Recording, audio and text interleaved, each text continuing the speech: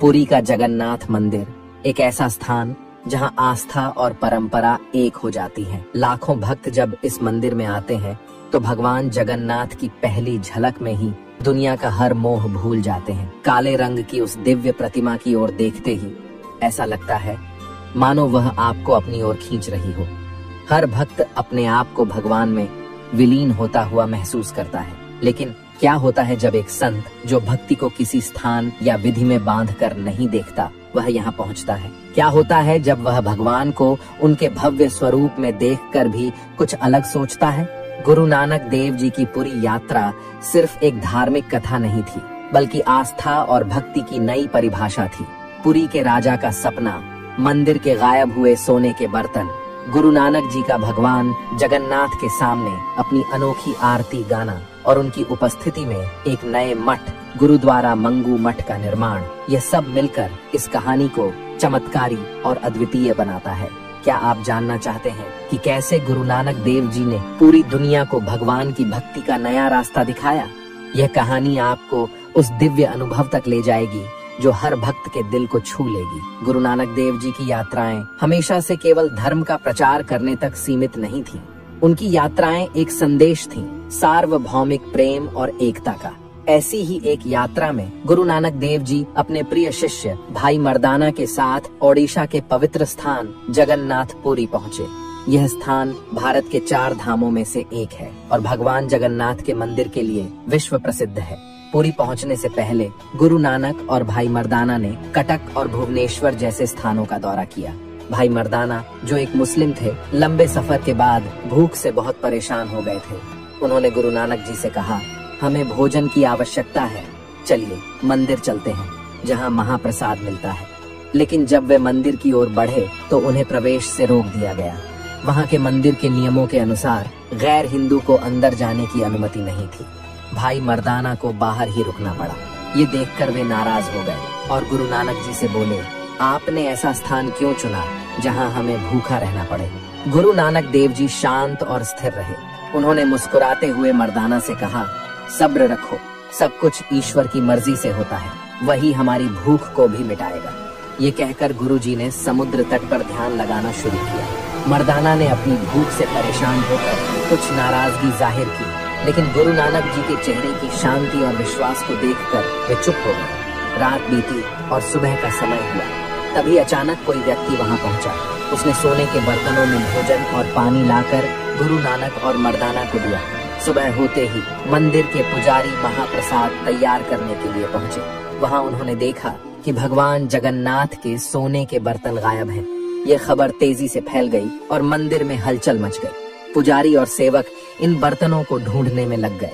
उस रात राजा रुद्र प्रताप देव को एक अद्भुत सपना आया।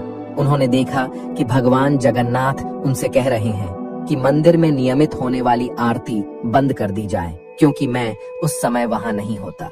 समुद्र के किनारे गुरु नानक के भजन सुन रहा होता हूँ। राजा यह सपना देखकर चकित रह गए। सुबह होते ही पुजारी ने बताया कि भगवान जगन्नाथ के सोने के बर्तन गायब हो गए हैं। यह सुनकर राजा को अपने सपने की सच्चाई का एहसास हुआ और उन्होंने तुरंत स्वर्ग द्वार जाने का निर्णय लिया। राजा अपने दरबारियों और पुजारियों के साथ स्वर्ग द्वार पहुँचे। वहां पहुंचकर उन्होंने देखा कि गुरु नानक देव जी भजन गा रहे थे। उनकी मधुर आवाज से वातावरण भक्ति और शांति से भर गया था। उनके पास मंदिर के वे सोने के बर्तन रखे हुए थे जिनकी मंदिर में खोज हो रही थी। राजा और उनके साथ आए सभी लोग यह देखकर हैरान रह गए। जब राजा ने और ध्यान से देखा तो उन्होंने महसूस किया कि वहां भगवान जगन्नाथ, बलराम और सुभद्रा स्वयं उपस्थित हैं। भगवान गुरु नानक देव जी के भजनों का आनंद ले रहे हो। वह स्थान भक्ति और शांति से भर गया था। हर कोई इस दिव्यता को देखकर स्तब्ध हो गया। राजा रुद्र प्रताप देव ने गुरु नानक देव जी को प्रणाम किया और कहा, हे संत, मुझे माफ करें, मैं आपकी महिमा को पहचान नहीं सका। भगवान जगन्नाथ ने मुझे आपके बारे में बताया और आपकी भक्ति को देखने का सौभाग्य दिया। कृपया मुझे आपकी सेवा करने का अवसर दें। गुरु नानक जी ने राजा की बात मान ली। राजा ने तुरंत एक भव्य जुलूस का आयोजन किया। गुरु नानक जी को पूरे सम्मान के साथ मंदिर ले जाया गया। वहां राजा ने गुरु नानक जी को वस्त्र और आभूषण भेंट किए और उनके प्रति अपनी श्रद्धा व्यक्त की। गुरु नानक देव जी जब भगवान जगन्नाथ के मंदिर पहुंचे तो उन्होंने वहाँ का भव्य वातावरण देखा। पूरा मंदिर दीपों की रोशनी से जगमगा रहा था और आरती की तैयारियां चल रही थी। पुजारी और भक्त दोनों इस भव्य अनुष्ठान का हिस्सा बन रहे थे। लेकिन गुरु नानक जी ने देखा कि अधिकतर लोग केवल रस्म निभा रहे थे और उनकी भक्ति में सच्चाई की कमी थी। आरती शुरू हुई। लोग भगवान जगन्नाथ की प्रतिमा को देखकर खड़े हो गए। चारों ओर घंटों और शंख की आवाज गूंजने लगी, लेकिन गुरु नानक जी अपने स्थान पर बैठे रहे। वह भगवान जगन्नाथ की प्रतिमा को देखकर इतने भावुक हो गए कि उनकी आंखों से आंसू बहने लगे। उनके मन में भगवान की भव्यता और उनकी सर्वत्र उपस्थिति की छवि उभर आई। आरती के बाद कुछ पुजारी उनके पास आए और पूछा, आप आरती के दौरान खड़े क्यों नहीं हुए? क्या यह भगवान का अनादर नहीं है? गुरु नानक जी ने उनकी बातों का शांतिपूर्वक उत्तर दिया।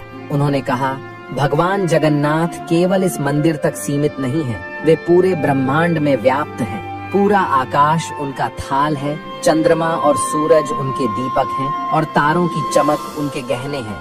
तो उनकी आरती केवल इन दीपकों और फूलों से कैसे हो सकती है? उनकी बात सुनकर वहाँ उपस्थित लोग स्तब्ध रह गए। गुरु नानक जी का यह संदेश इतना गहरा था कि हर किसी के दिल में बस गया। राजा रुद्र प्रताप देव, जो यह सब देख और सुन रहे थे, गुरु नानक जी के शब्दों से इतने प्रभावित हुए कि वे उनके पास आए। वह गुरु नानक जी के चरणों में झुक गए। उनकी आंखों में श्रद्धा और भगवान के प्रति गहरी समझ की भावना थी। गुरु नानक जी ने राजा को उठाया और कहा, भगवान हर जगह हैं। उन्हें पाने के लिए केवल सच्चे दिल और विश्वास की जरूरत है। कहा जाता है कि गुरु नानक जी ने भगवान जगन्नाथ की दिव्य छवि को अपनी हथेली पर प्रकट किया था। मंगू मठ और बाओली मठ के झंडों पर आज भी सफेद हथेली का प्रतीक मौजूद है, जो इस चमत्कार की याद दिलाता है।